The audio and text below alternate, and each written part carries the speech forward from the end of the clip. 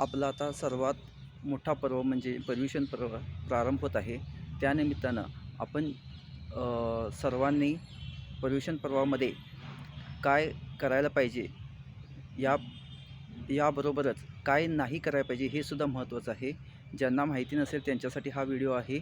आपण पर्युषण पर्वामध्ये सगळ्यात महत्त्वाचं म्हणजे मद्यमांस मधूचा त्याग करायला हवा. त्याच पद्धतीनं रात्री भोजनाचा त्यागसुद्धा करायला पाहिजे. कंदमुळांचा त्याग करावा पाहिजे.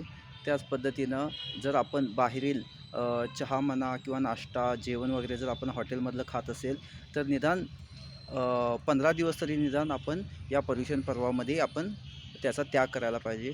यासाठी आपण महाराजांच्याकडे किंवा जर महाराज जर नाही भेटले, महाराज माताजी, तर निदान आपण आपल्या जिन मंदिरामध्ये जाऊन आपण भगवंतांच्या समोर या गोष्टींचा निदान 15 दिवसासाठी तरी त्याग करायला पाहिजे. त्याच पद्धतीनं निदान 15 दिवसासाठी तरी आपण ब्रह्मचर्याचं व्रत धारण करायला पाहिजे.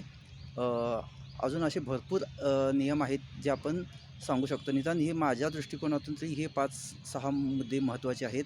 तरी आपण याचे पालन करावे किंवा एक विनंती आहे, निदान हे जरी आपण पाळलं, आपला समज काय आहे की हे जे व्रत वगैरे आहेत ते फक्त जे पूजेला बसतात किंवा जे व्रती आहेत त्यांच्यासाठीच आहेत असं काही नाही आहे. आपण सामान्य श्रावकसुद्धा आपण हे पाळू शकतो. आपण आपल्या कृतीनुसार किंवा आपल्या यथाशक्ती तपानुसार आपण ते करू शकतो. यासाठी आपण निदान हे जरी आपण नियम पाळले तरी आपल्याला भरपूर आपल्याला फायदा होईल या गोष्टीचा. जय जिनेंद्र.